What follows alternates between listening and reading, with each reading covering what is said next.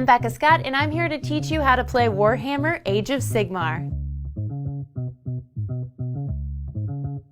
In games of Warhammer Age of Sigmar, players command armies of miniatures. These armies are pitted against each other in battles, games of tactics, strategy, and luck. Armies can be made of many types of units, such as hordes of infantry, covens of sorcerers, and ravening scores of monsters. And there's lots of different ways to play. Some players use their games to create stories and explore the rich narrative of the mortal realms with their friends. We call these narrative games. Some players enjoy Warhammer Age of Sigmar as a more competitive game, testing their generalship in equally matched battles of skill and chance. These are called matched play games. For others, gaming is just a way to hang out with friends, throw dice, and collect awesome models. This is called open play. Whatever type of games you want to play, this series of videos will explain the core rules you need to get started playing Warhammer Age of Sigmar. Alongside this video series, you're going to want to get yourself a copy of the core rules of the Warhammer Age of Sigmar game. These are free to download from the Warhammer Age of Sigmar website or our app.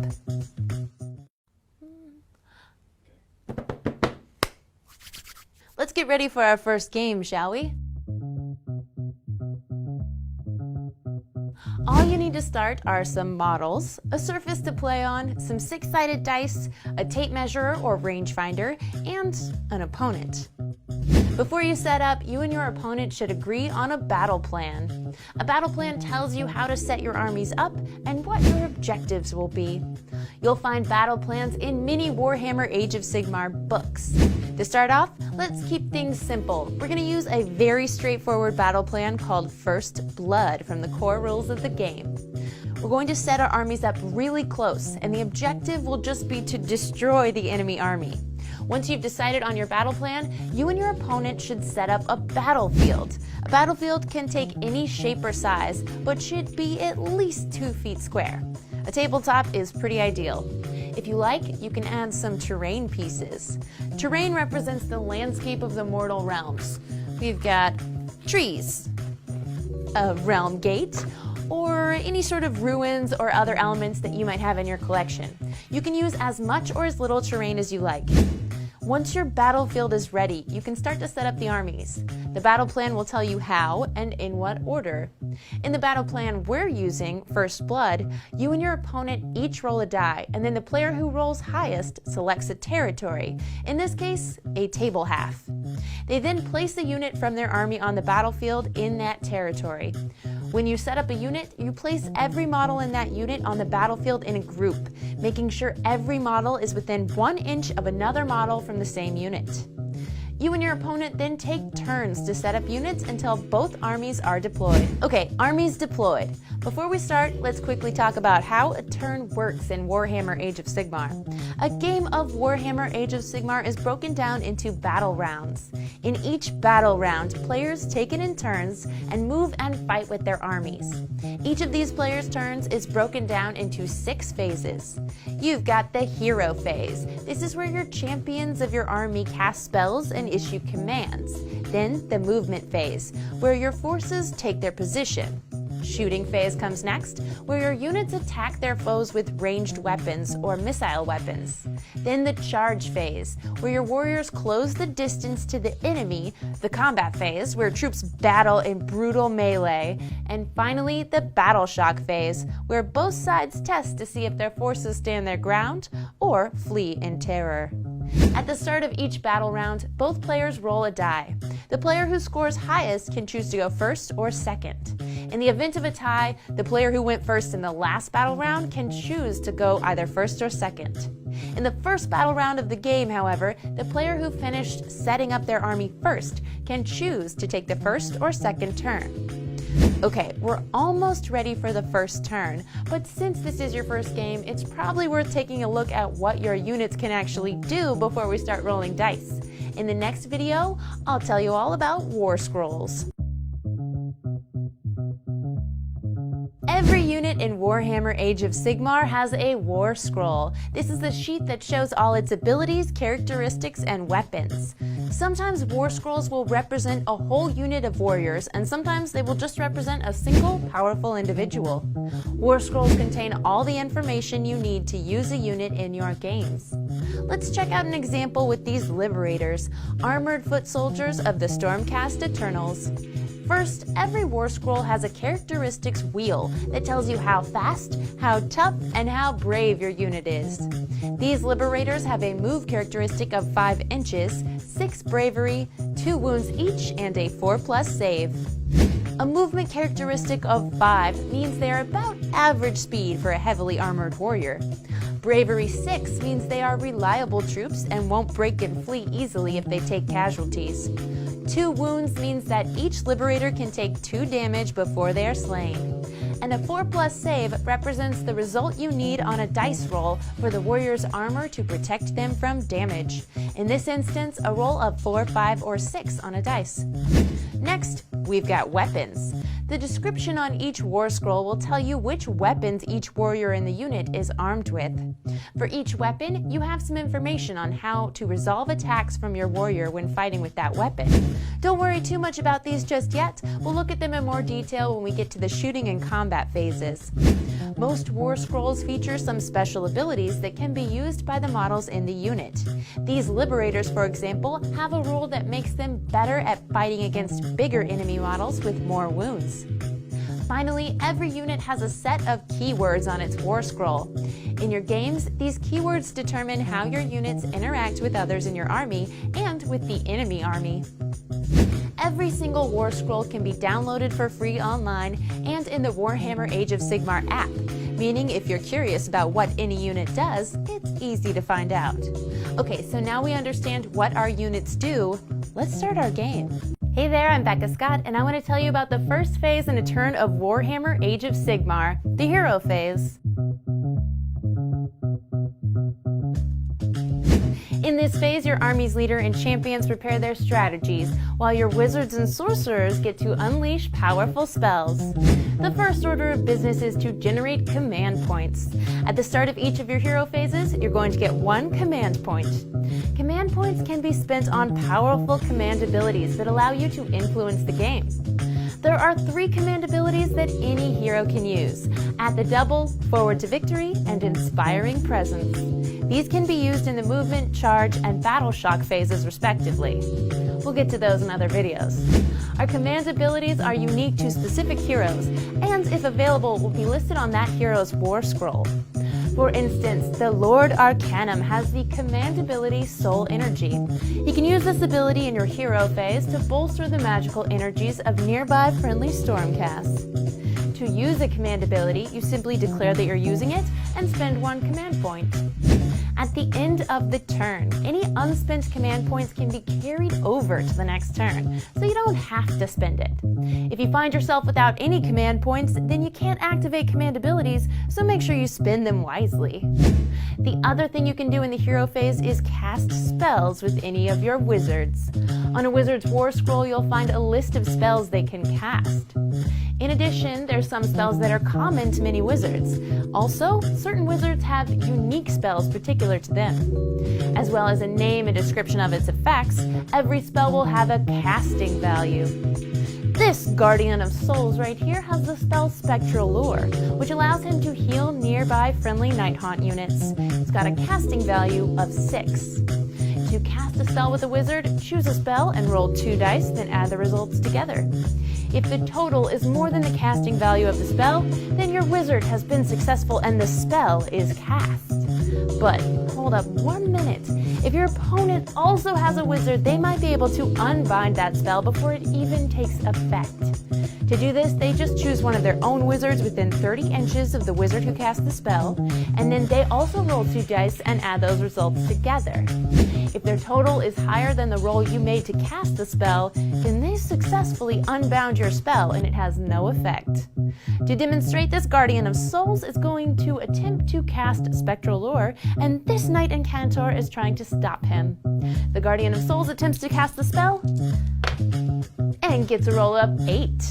In response, the knight incanter attempts to unbind it and rolls a total of 7, failing to stop the spell.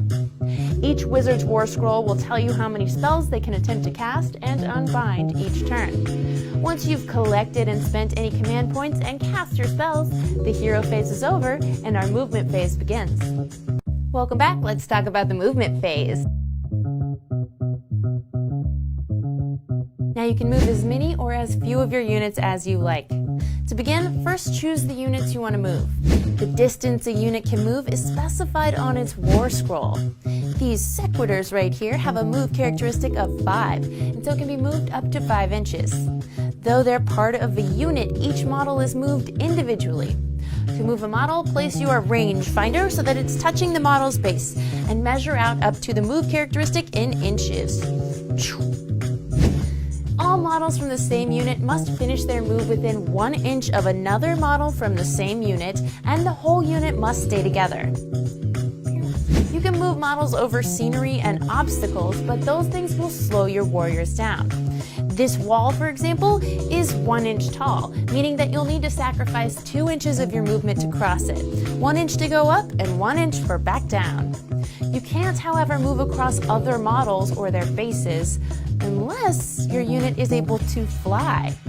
Units with fly marked on their war scroll can freely move over other models, scenery, and obstacles without using up any extra inches of their movement. This Knight of Shrouds on Ethereal Steed can fly and has an impressive movement of 12 inches. If you want to, you can also choose to have your units run. Running lets the unit move further but means they can't do anything else that turn unless they have a special ability. To make a run movement, nominate a unit to move, next roll a die, and add that die to their move characteristic to get their full distance they can move. This Lord Arcanum on the Griff Charger is going to run. We roll a die, scoring a 5, and add it to the move characteristic of 12, giving us a total possible move distance of 17. After you've finished moving a unit, choose another unit to move, following the same process until you moved all the units you'd like to. After you've moved any units you'd like to, the movement phase is over and the shooting phase begins.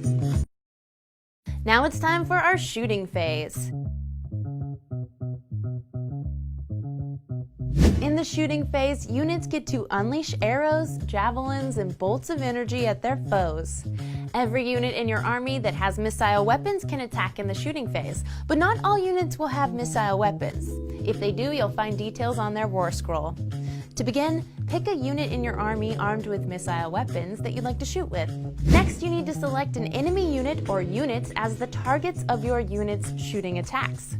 Not every model in the unit needs to target the same enemy unit. You can, if you wish, target a different unit with each model.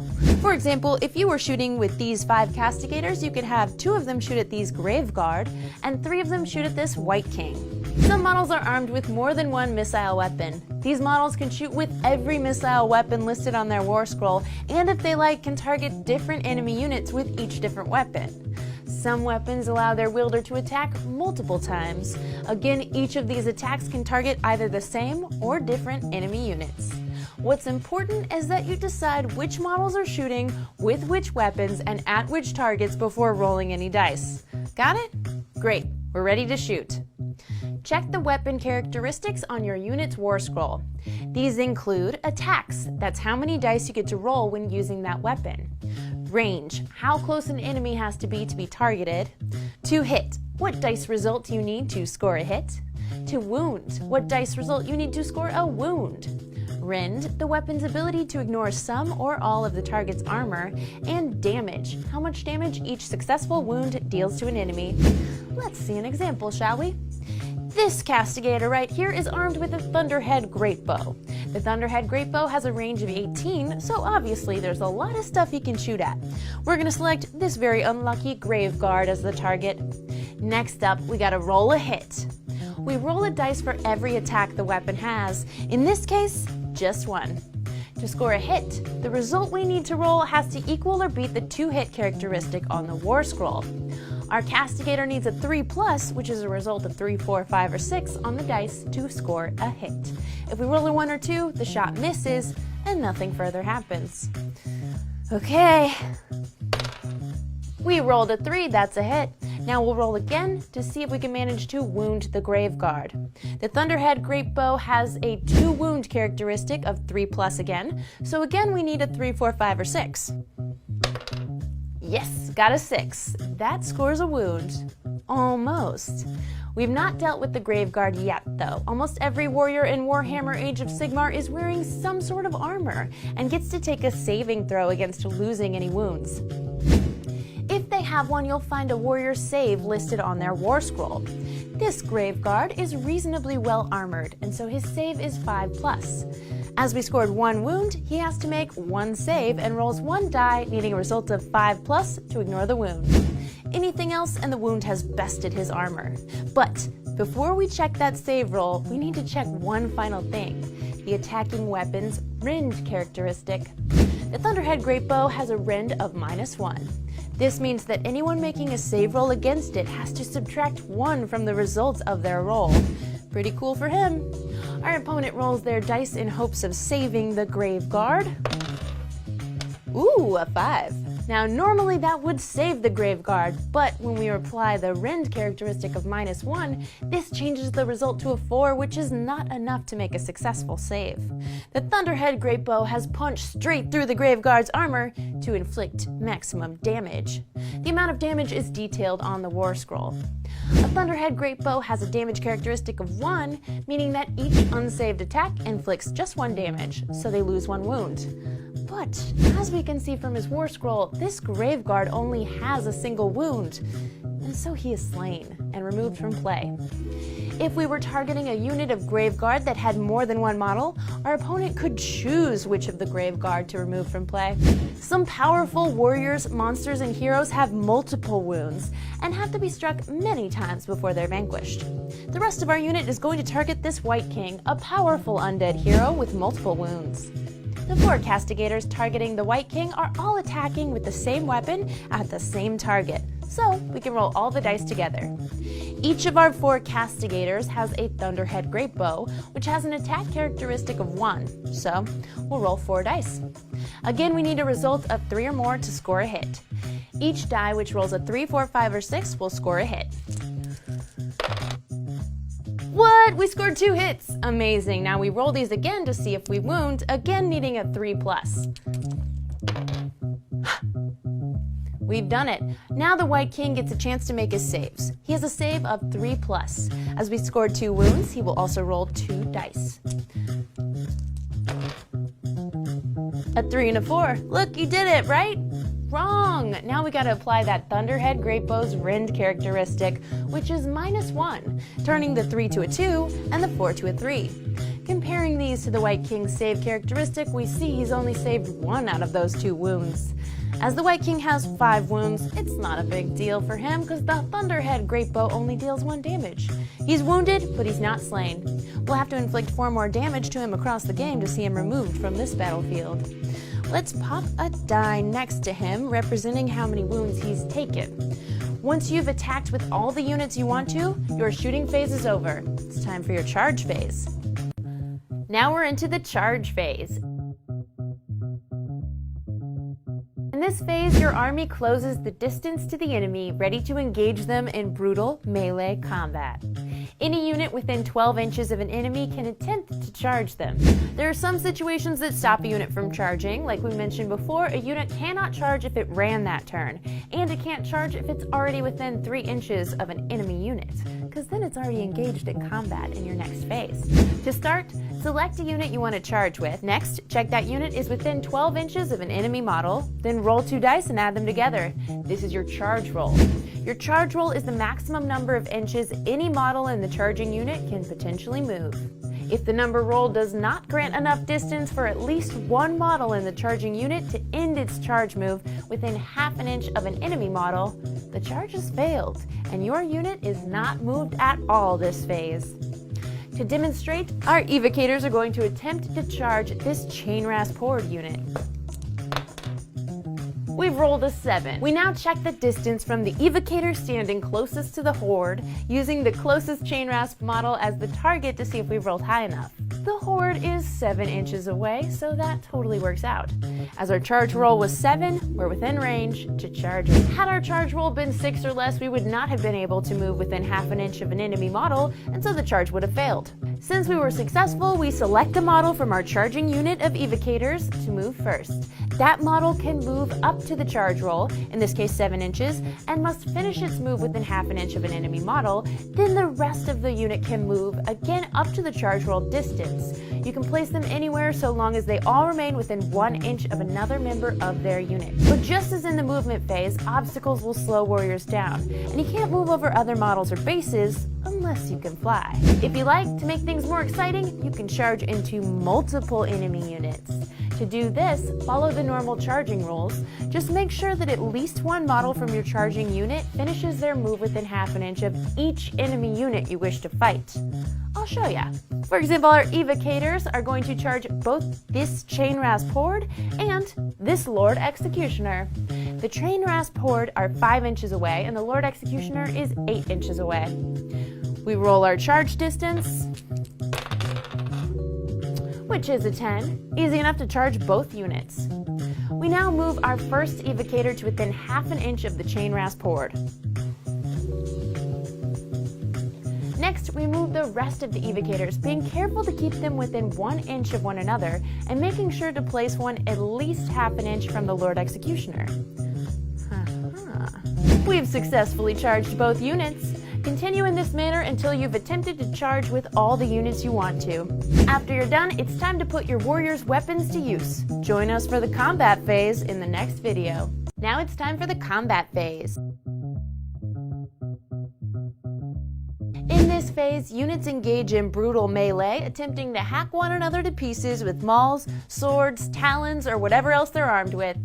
Unlike other phases, in this one you and your opponent take turns to pick units to fight with, starting with the player whose turn it is. The unit is eligible to fight if any of its models are within 3 inches of an enemy unit, even if it made a charge move in the same turn. We'll start by picking this unit of sequitors. Before they attack, models get to make a special move called a pile-in. This helps as many models as possible get into fighting range. To pile in, move any models from the eligible unit you've selected up to 3 inches. Models that pile in must finish their move at least as close to the nearest enemy model as they started. After they've piled in, a unit can fight. Attacking in close combat is just like attacking at range, so if you've not watched the shooting phase video, you should probably go do that. Oh wait. Done? Great. To recap, every unit has a Warscroll which features the weapons the model in that unit can attack with. Each weapon has 6 characteristics. You've got attacks, range, to hit, to wound, rend, and damage. In the combat phase, your models fight with their melee weapons. Pick a target and declare where your attacks are going. In this case, all of our attacks are being aimed at this unit of Blood Reavers. Because all the attacks are targeting the same unit, we're going to roll the dice for the whole unit together. These sequitors have Storm Smite mauls, which means they get 2 attacks each with a range of 1 inch. As all 5 of these sequitors are within 1 inch of an enemy model, they can all attack.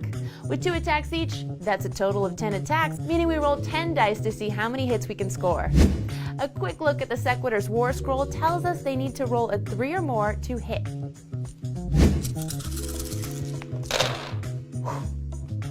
6 hits. Next up, we need to see how many of these hits causes a wound. Again, on the Warscroll, we can see that the Sequitor Storm Smite mauls have a 2 wound characteristic of 3+. So again, we'll need a 3, 4, 5, or 6 to wound the enemy. 4 wounds.